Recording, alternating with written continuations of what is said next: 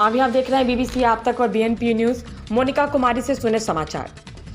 बिहार झारखंड संपादक विनोद कुमार पांडे जननायक कर्पूरी ठाकुर की जयंती पर जुटे कई दिग्गज, नमन कर उनको किया गया याद। मैं जननायक कर्पूरी ठाकुर का सच्चा सिपाही हूं।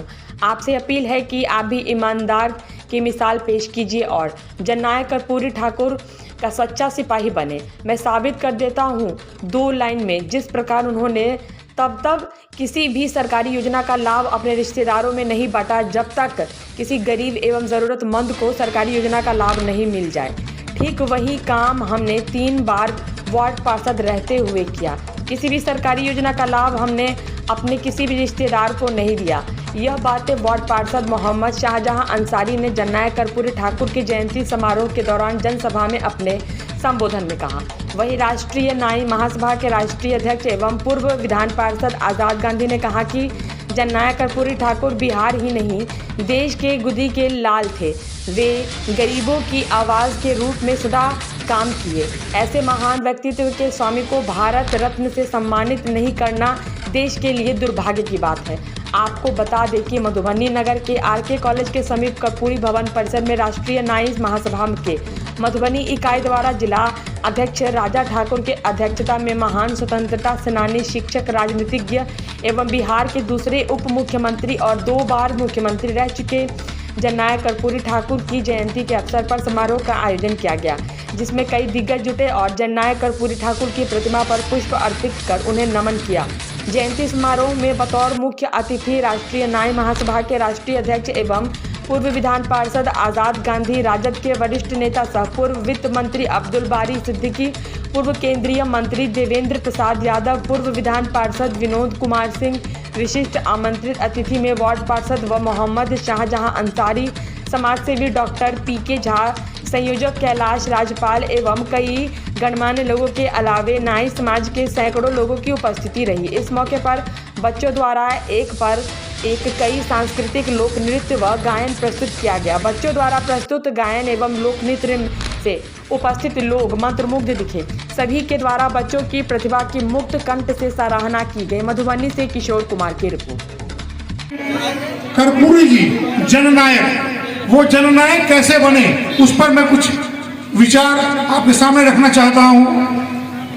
बहुत सारे लोग नेता बनते हैं और राष्ट्र के विकास में अपना योगदान देते हैं, लेकिन जन जन के नायक बनने का जो खिताब होता है वो सबको नहीं मिलता है। वो खिताब, वो लक़ब हमारे पूर्व मुख्यमंत्री श्री कर्पूरी ठाकुर जी को मिला, क्योंकि वो जन जन की आवाज़ उठाते थे और पिछड़े गरीबों की आवाज़ और उनके मसीहा थे। लोग जब राजनीति में आते हैं तो गरीबों की बात करते हैं, गरीबों की बात करते करते स्वयं अमीर हो जाते हैं और गरीब वहीं पर रह जाता है। लेकिन हमने देखा है, हमने इनकी जीवनी को पढ़ा है, ये गरीबों की बात करते थे और ताहयात यानी जीवन पर्यंत वो गरीब ही रहे।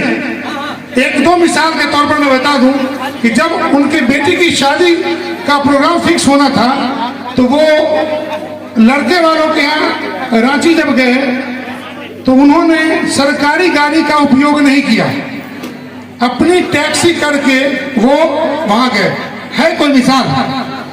ऐसा मिसाल आपको देखने को नहीं मिलेगा।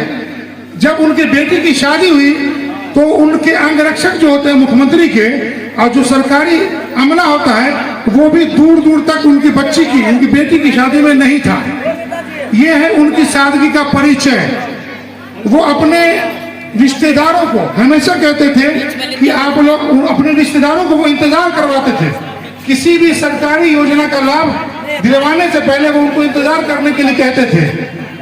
उसके पीछे उनका मकसद ये था कि जब तक देश के तमाम जरूरतमंद अपने जीवन स्तर को सुधार न ले और उनके जीवन स्तर में जो सरकारी योगदान हो सकता है, जब तक वो योगदान हम सभी नागरिकों को न पहुंचा दें, तब तक हम अपने रिश्तेदारों को किसी भी प्रकार का कोई लाभ नहीं देंगे। आप ये बताइए, आज के युग में संभव है? ये कर्पूरी ठाकुर जी ने ये करके दिखाया। तो हम लोग सोचना चाहिए हम लोगों को कि हम लोग जिंदाबाद जिंदाबाद तो करते हैं, लेकिन उनके जीवन के बारे में समझते नहीं है। मुझे बहुत खुशी है कि मैं कर्पूरी ठाकुर जी का सच्चा सिपाही हूँ। मैं साबित कर देता हूँ इस 2 लाइन में कि जिस प्रकार उन्होंने किसी भी सरकारी लाभ को अपने रिश्तेदारों में नहीं बांटा तब तक, जब तक कि वो उनकी सोच थी कि सभी गरीबों को, जरूरतमंदों को उसका लाभ न मिल जाए। ठीक वही काम 3 बार से लगातार वार्ड पार्षद रहते हुए मैंने किया। जो भी सरकारी योजनाएं हैं, चाहे आवास हो, शौचालय हो, जिस तरह की भी योजनाएं हैं, मैं आपको बता रहा हूं कि मैंने अपने जीवन में अपने किसी भी रिश्तेदार को किसी भी सरकारी योजना का लाभ नहीं दिया। इसलिए मैं दावे के साथ कहता हूं कि कर्पूरी जी का सच्चा सिपाही मैं हूं, और मैं आह्वान करता हूं आप सभी लोगों को कि आप लोग भी कर्पूरी जी के सच्चे सिपाही बनिए, अपने जीवन में ईमानदारी को लाइए।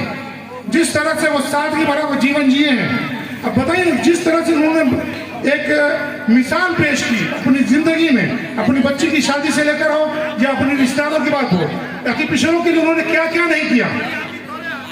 जो भी आज अति पिछड़ों को लाभ मिल रहा है वो कर्पूरी ठाकुर जी की देन है। उन्होंने 1970 में मुख्यमंत्री रहते हुए एक कमीशन आयोग का गठन किया था। वो रिपोर्ट 1975 में आया। जब वो दोबारा मुख्यमंत्री बने 1977 में, तब उस रिपोर्ट को उन्होंने आत्मसात किया और उसको लागू करवाया। ये उनकी सबसे बड़ी देन है दबे कुचले लोगों के लिए।